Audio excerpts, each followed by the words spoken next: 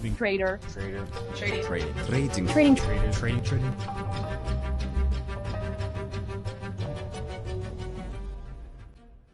Xo'sh, bu ilon uyasini fosh qilish vaqti keldi. Mana biz bu ahmoq treyderlarning pulini qanday qilib shilib olamiz? Butun tizim ularga qarshi qurilgan. U bir necha darajadan iborat. Eng sodda darajadan tortib, faqat tentaklargina pulni beradigan darajadan, hatto eng aqllilarni ham xonavayron qiladigan asosiy tuzoqqacha.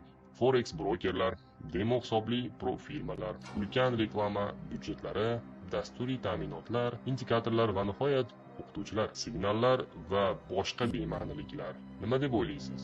Ular kimning hisobiga yashaydi? Ularni hammasini boyib ketishni orzu qilgan retail traderlar to'laydi. Ular pullarini o'zlari olib kelishadi va depozit tugmasini bosgan zahoti mahkum bo'lishadi. Ammo pulni shunchaki hech kim bermaydi. Savolim bitta, bu tizim qanday ishlaydi? Bu trader deb atalmish kimsalarning hamma pulini qanday qilib tortib olish mumkin? Axir hammasi oddiy emas. Bozorga turli odamlar keladi. Bittasi qimmat mashina rasmini ko'rib, hamma pulini bitta bitimga tikib yuboradiganlardan tortib, shamlar ichiga qarab, yillab strategiya statistikasini yig'adiganlarigacha. Ha, ular turlicha. Lekin bu biz ularning pulini turlicha yo'llar bilan tortib olishimizni anglatadi. Har biri uchun alohida tuzoq bor. Agar u birinchi darajada pulini yo'qotmasa, ikkinchisida yoki uchinchisida yo'qotadi. Natija bitta. Hammasi pulini beradi va ularni qayerda uxlatishganini tushunmay ham qolishadi. Men qanday tizim haqida gap ketayotganini unchalik ham tushunmadim. Batafsilroq gapirib bering. 1000 marta eshitgandan bir marta ko'rgan afzal. Mana yana bir sodda yangi o'yinchi. Diqqat bilan qarang. U o'z pullarini aynan qanday qilib yo'qotadi? Agar jiddiy gaplashsak, bu qanday tuzoqlar ekanligini va qanday qilib deyarli har bir treyder ehtimol siz kabi yomon trend liniya chizig'ini yoki order blokni ayblab bir tiyinsiz qolishni tushunadigan vaqt keldi. Trader duch keladigan birinchi narsa dunyodagi eng zo'r signallar, oson pul va'da qiladigan o'quv kurslari va yuzlab foiz foyda keltiradigan copy trading. Bu bosqichda mo'jizaga va tez boyib ketishga ishonadigan eng sodda treyderlar to'kilib ketadi. Signal kutilmaganda ish bermay qolganda va va'da qilingan 100% foyda o'rniga strategiya oyiga minus berganda. Lekin treyderlarning 90% dan ortig'i yomon signal yoki yomon o'qituvchi tufayli zarar ko'radi deyish bu ozgina g'o'llik. Ular faqat aysbergning uchi. To'g'rirog'i bular tizimning natijasi xolos. O'zingizga savol bering. Nega zarar keltiradigan signal guruhlari va copy trading shunchaki ko'p? Nega ozgina bo'lsa ham barqaror foyda beradigan signallar yaratish qiyin? Haqiqatda nima xalaqit beryapti? Bir soniya o'ylab ko'ring. Agar barqaror minusga savdo qilayotgan bo'lsangiz, demak teskari bitim oching va barqaror plyus bo'ladi. Shunaqami?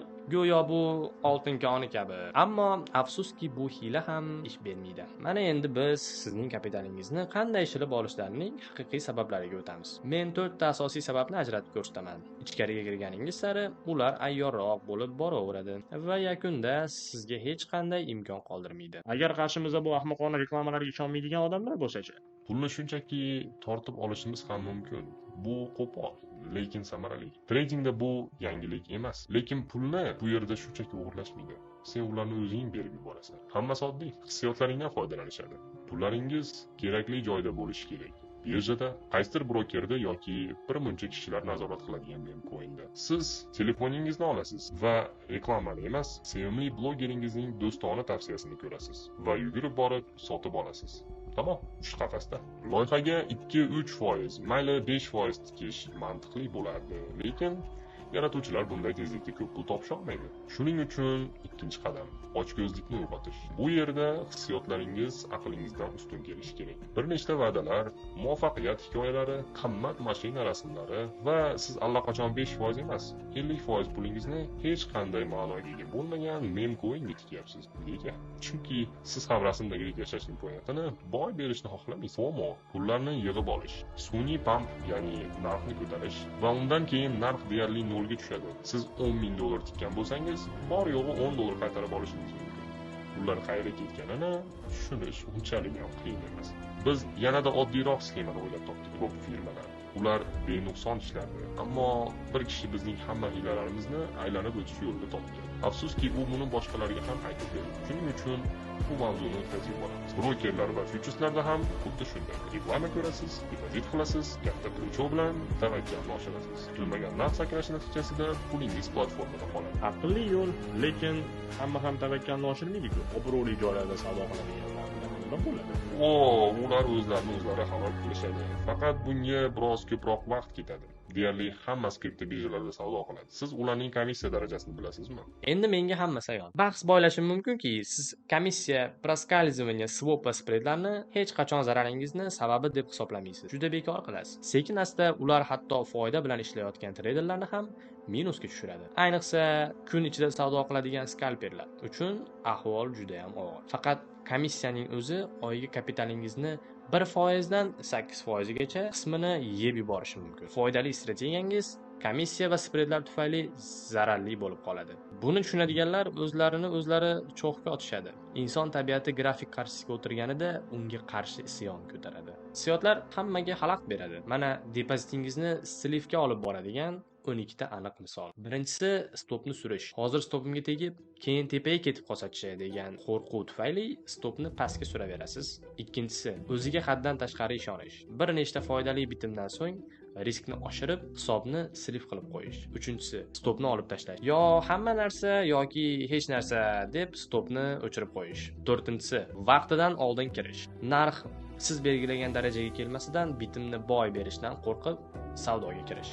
Beshinchisi qasos olish. Zararni tezroq qaytarish uchun riskni oshirish. Oltinchisi yengilmaslik hissi. Bozor hamma narsani tushunarlidek ko'rsatadi. O'nlab bitimlar ochib, oxiri adashib ketish. Yettinchisi foydani yopmaslik. Take profitga yetganda yana biroz o'ssin deb kutish va natijada stop bilan chiqish. Sakkizinchisi ideal setup. Kitobdagidek holatni ko'rib, bor pulini bitta bitimga tikish. To'qqizinchisi tarqoqlik. Bitta aktiv o'rniga 10 ta aktivda savdo qilish. Hammasida zarar ko'rish. O'ninchisi o'rtada chiqish. Narx tagiga yetishiga oz qolganda qaytib kelsa qo'rqib chiqib ketish. Keyin esa narx take profitgacha borishi. 11-si boshqalarga taqlid. Blogerlarning natijasiga havas qilib katta riskka o'tish. 12-si grafik oldida tunu kun o'tirish. Charchoq va g'azab tufayli xato qilish. Hamma strategiyalar takrorlanuvchi modellarga, patternlarga asoslangan. Ammo bozor sikli o'zgarganda, masalan 10 yillik o'sishdan keyin inqiroz boshlansa, bu strategiyalar tuzoqqa aylanadi. Siz yangi strategiya topdingiz va u zo'r ishlayapti, ammo biroz vaqt o'tgach u faqat zarar bera boshlaydi.